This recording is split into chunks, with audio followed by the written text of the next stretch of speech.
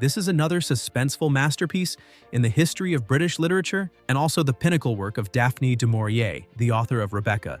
It is said that the vast majority of readers and viewers cannot see through the truth of the story until the very last moment. Do you believe that?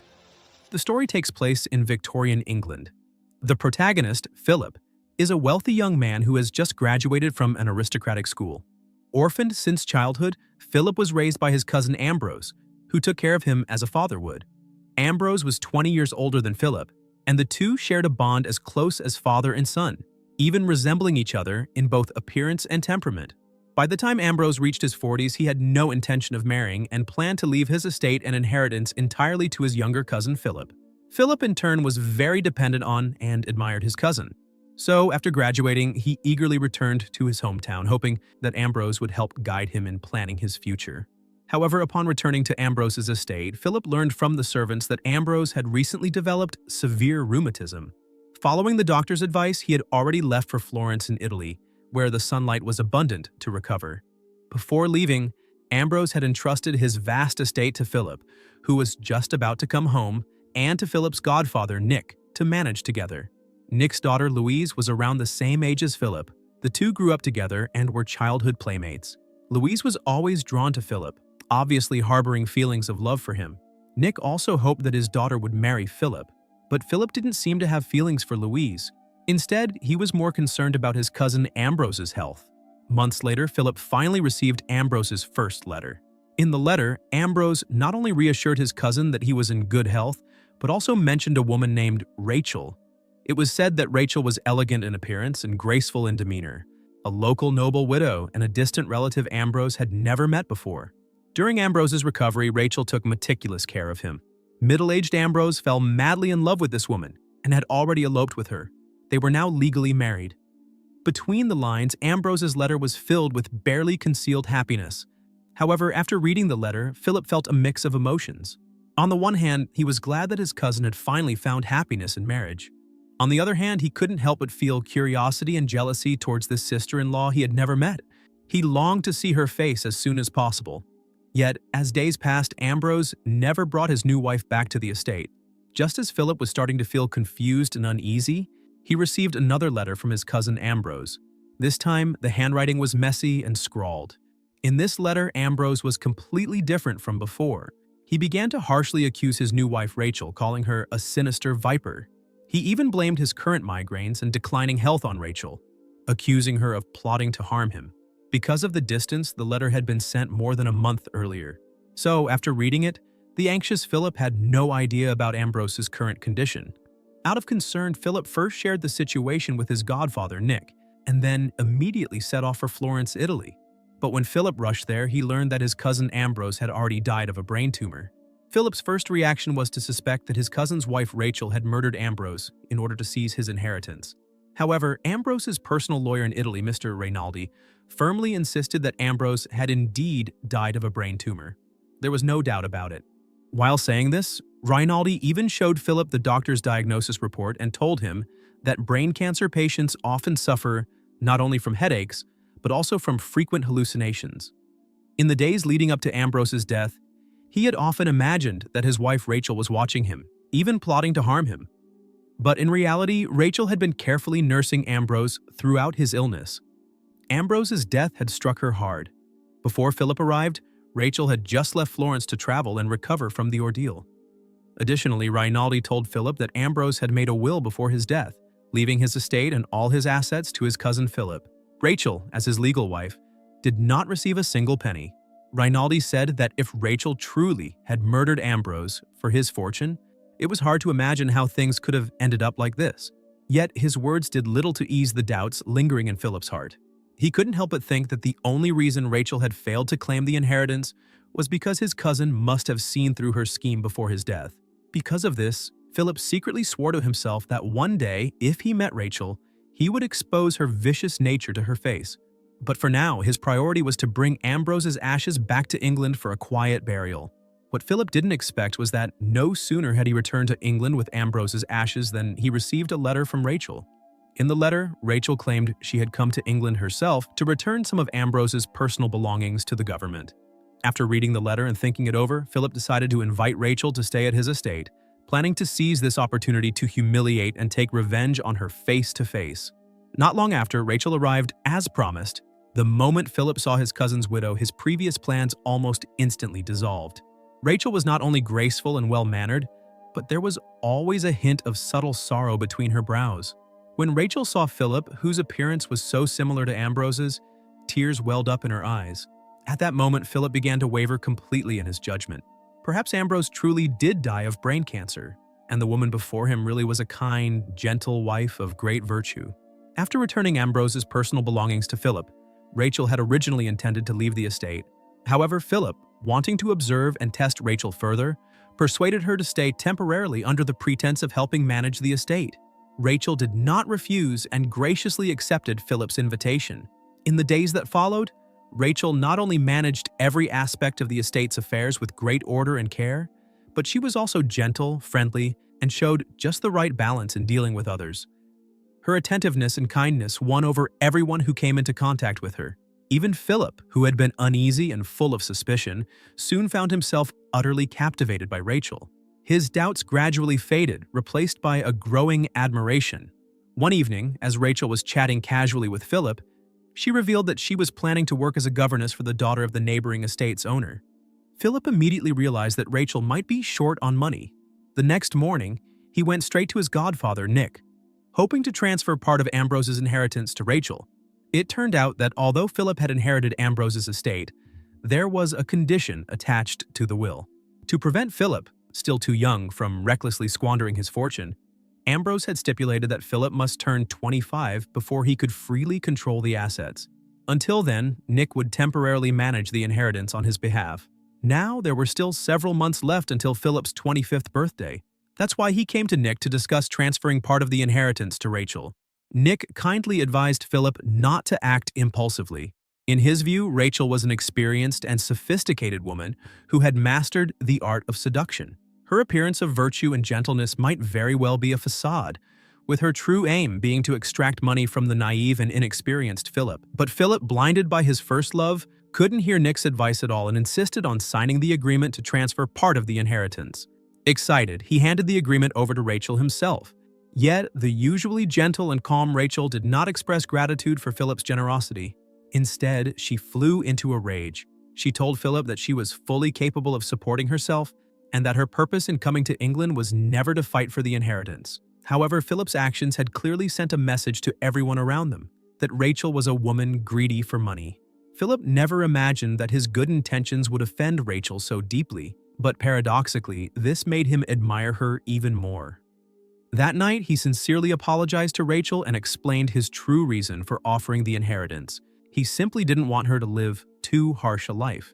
Besides, as Ambrose's widow, she naturally had the right to inherit part of the estate. After hearing Philip's explanation, Rachel pondered for a moment, then finally accepted his goodwill, and under Philip's eager gaze, she gave him a goodnight kiss.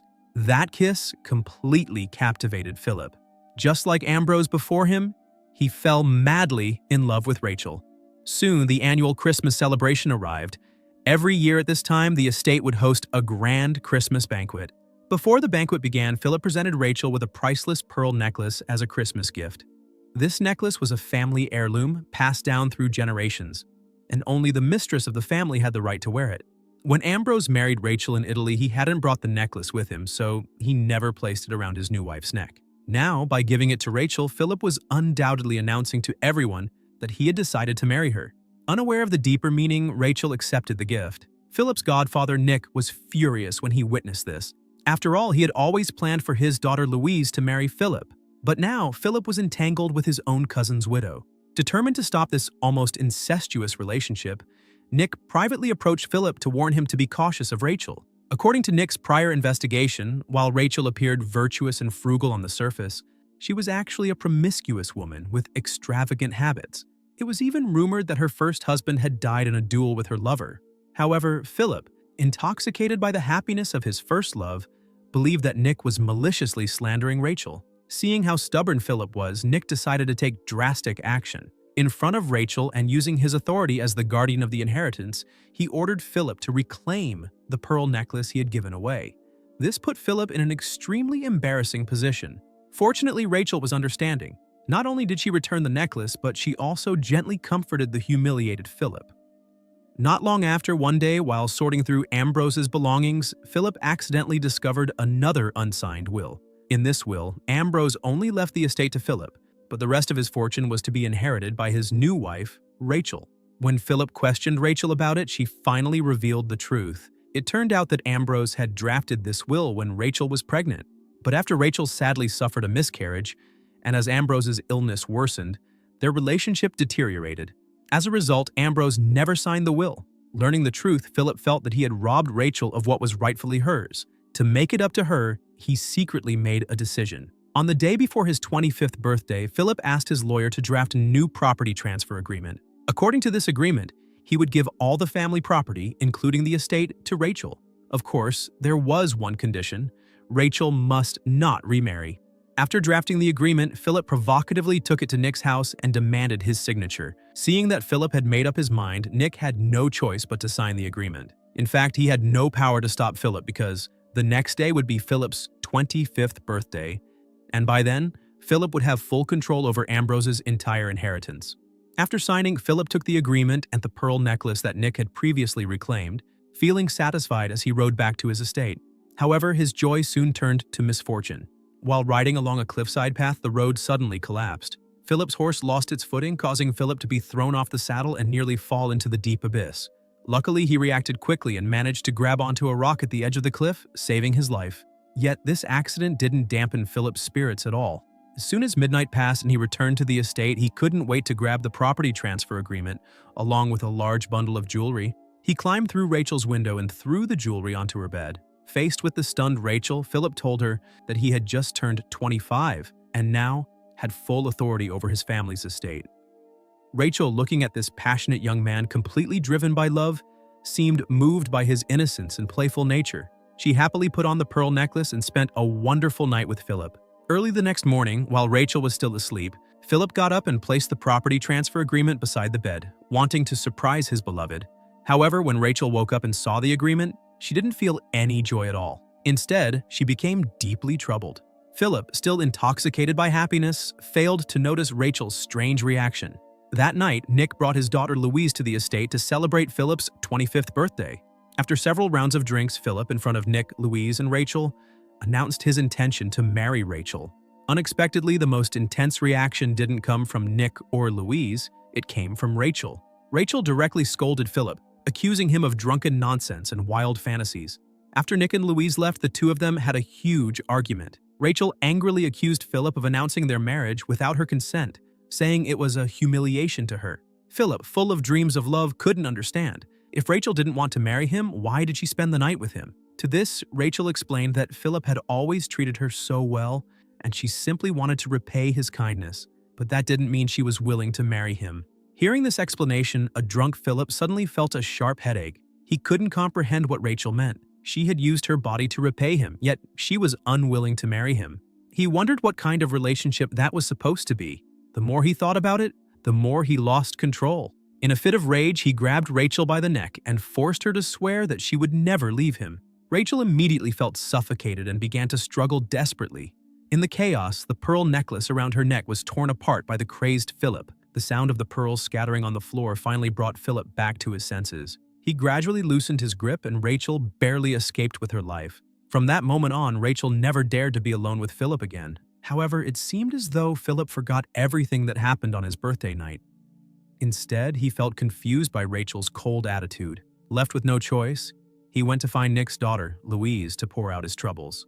After analyzing the situation, Louise concluded that the real problem lay in the additional clause in the property transfer agreement. Rachel could only inherit everything if she never remarried. Philip explained that he added that clause simply to protect his cousin's estate and inheritance from falling into another man's hands. But Louise pointed out that this was exactly the problem.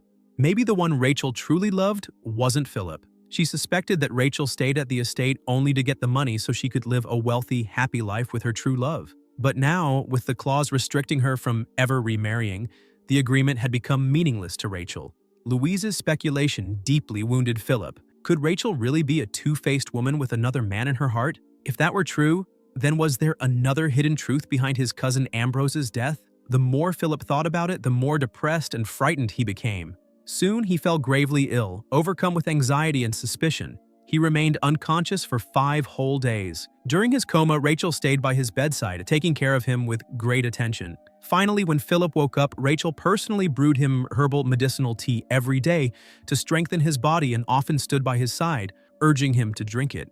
It's, disgusting. However, Philip always felt that the tea was unbearably bitter. Not only did it fail to improve his health, but it actually made him feel even weaker.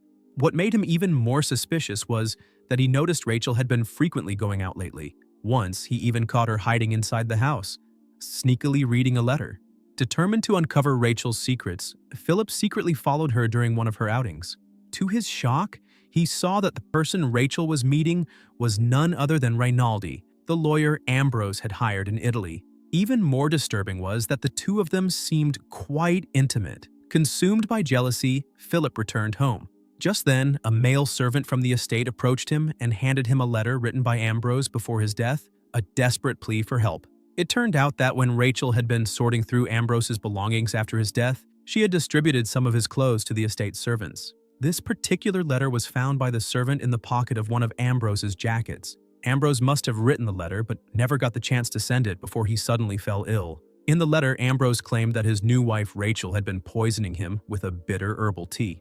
He wrote that after drinking the tea, he suffered severe headaches, and his health rapidly deteriorated. This letter was a revelation for Philip. He became convinced that it was Rachel who had poisoned Ambrose with the tea. Now, this vicious woman was repeating her old trick, planning to poison him with the same tea. Once he died, Rachel could legitimately inherit the entire estate and then marry Rinaldi. However, after figuring all this out, Philip didn't immediately expose Rachel's scheme. Instead, he chose to endure it silently while secretly gathering evidence. That afternoon, when Louise came by to visit, Rachel once again brought the herbal tea and urged Philip to drink it. Philip immediately refused her kindness and used the excuse of needing to discuss something important with Louise to get Rachel to leave. Rachel had no choice but to take her leave, claiming she was just about to go out for a horse ride to clear her mind. At that moment, Philip had a flash of inspiration and thought of the collapsed road where he had previously had his riding accident. With ill intent, he told Rachel there was a scenic cliffside path nearby, and the view was quite beautiful. After Rachel rode out, Philip and Louise searched through her room, hoping to find evidence of poisoning or proof of an affair with Rinaldi. They quickly found 2 letters. One was from the bank. Rachel had not accepted the jewelry and treasures Philip gave her. Instead, she had deposited all the valuables into the bank under Philip's name. The second letter was from Rinaldi himself, but judging from the contents, Rinaldi was actually gay. His relationship with Rachel was purely platonic. In the letter, Rinaldi even teased Rachel, suggesting that if she was really worried about Philip, she should bring him back to Italy for recuperation, and maybe the sunshine of Florence could cure his illness. After reading the 2 letters, Philip finally realized he had wrongly accused Rachel. She was not a greedy woman obsessed with wealth. On the contrary, she was someone who truly cared for him with all her heart. At that moment, Philip was struck with panic. He rushed out, jumped on his horse, and raced off to stop Rachel from heading to the cliffside path. However, he was too late. By the time he arrived at the cliff, Rachel had already fallen off the cliff with her horse and died on the beach below. Years later, Philip had already married Louise and had children. But there was one question that he could never figure out. Did Rachel really poison the tea? Every time he thought about this, a sudden, inexplicable headache would strike him. And at moments like these, Louise, always by his side, would show a mysterious smile. The original novel, My Cousin Rachel, was published in the 1950s. Many critics considered it an even more delicate and perfect masterpiece than Rebecca. Beyond its ambiguous female lead and open-ended conclusion, the most successful aspect of this work was the portrayal of a young man experiencing his first love. He was pure, passionate, reckless, impulsive, impatient, suspicious, and too trusting of others, just like many of us in our first loves.